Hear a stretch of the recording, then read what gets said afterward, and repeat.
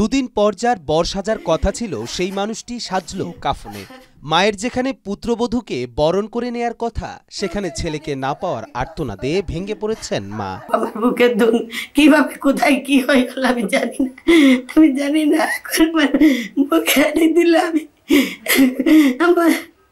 জয়পুরহাটের আক্কেলপুর উপজেলার রুকিন্দিপুর ইউনিয়নের মাস্টারপাড়া গ্রামের মৃত মাহবুবুর রহমানের ছেলে মাহমুদুল হাসান পিপাস। ৩১ জানুয়ারি তার বিয়ের দিন ছিল। সেই উপলক্ষে বাড়িতে সাজ রবে আসতে শুরু করেছিল আত্মীয় স্বজন। হঠাৎ করেই ২৯ তারিখ রাতে নিখোঁজ হয়ে যায় পিপাস। একাধিকবার ফোনে কল করা হলেও তাকে ফোনে পাওয়া যায়নি।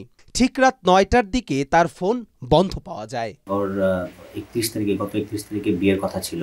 তো বিয়ে উপলক্ষে আমাদের পুরো ফ্যামিলির ভিতরে একটা আমেজ তৈরি হয়ে গিয়েছিল। তো হঠাৎ করে ও বুধবার বিয়ের ২ দিন আগে নিখোঁজ হয়ে যায়।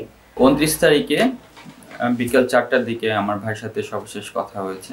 ফ্যামিলি মেম্বার আমাকে কল করে জানাচ্ছে যে ওর সাথে আর যোগাযোগ করা সম্ভব হচ্ছে না।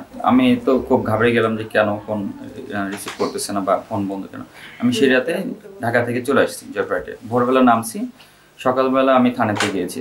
পিপাসের বড় ভাই ঢাকা থেকে জয়পুরহাট গিয়ে ভাইকে খোঁজার উদ্দেশ্যে থানায় অভিযোগ দায়ের করেন, কিন্তু কোনো কিছুতেই কোনো কুল কিনারা করতে পারেন না তারা। পুলিশের তথ্য মতে লোকেশন ট্র্যাকিং করেও সেখানে খোঁজ চালায় পিপাসকে, কিন্তু কোথাও তাকে খুঁজে পাওয়া যায় না।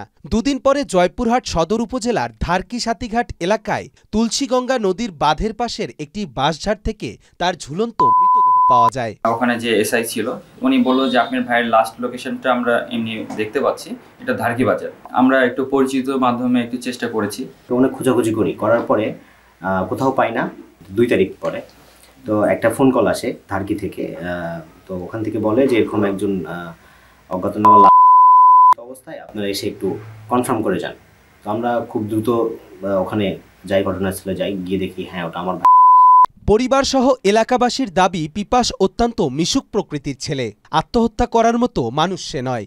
সেই সাথে আত্মহত্যা করলে যে ধরনের উপসর্গ থাকে তার কোনোটি পিপাসের মধ্যে ছিল না। কেউ পিপাসকে খুন করেছে বলে দাবি এলাকাবাসীর। পুলিশ আমাদেরকে আশ্বস্ত করে যে এটা আপনারা এমনটাই হবে বলে তাদের অভিজ্ঞতা থেকে তারা জানায়। আমার কাছে মনে হয় এটা একটা পরিকল্পিত হত্যাকাণ্ড। যেভাবে গাছের মধ্যে ঝুলানো অবস্থায় ছিল, পায়ের নিচটা অনেকখানি ফাঁকা ছিল। সে যদি নিজের থেকে ফাঁসি দেয় তাহলে পায়ের নিচে তো কোনো সাপোর্ট লাগবে, যেটা আমার ভাইয়ের ছিল না।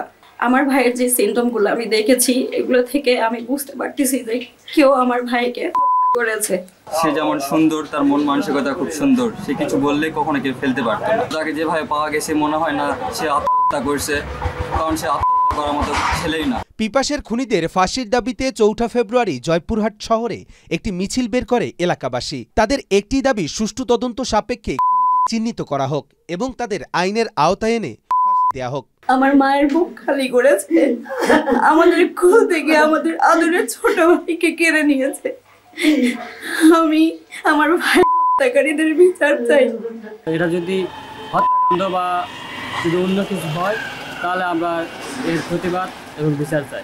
যে যারা হত্যা করেছে আমরা তার বিচার চাই, তাকে আইনের আওতায় আনা হোক। আমরা এর সুষ্ঠু বিচার চাই এবং যারা হত্যাকাণ্ড করেছে তাদেরকে প্রশাসনের কাছে দৃষ্টি আকর্ষণ করবো, তারা যেন অতি শীঘ্রই তাদেরকে খুঁজে বের করে।